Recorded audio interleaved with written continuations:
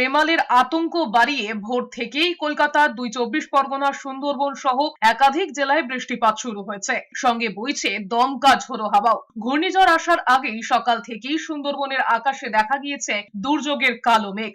দীঘায় ফুঁসছে সমুদ্র, সঙ্গে বইছে ঝোড়ো হাওয়াও। গোসাবায় ভোর থেকেই শুরু হয়েছে ব্যাপক ঝড় বৃষ্টি, তার মধ্যেই চলছে ফেরি সার্ভিস।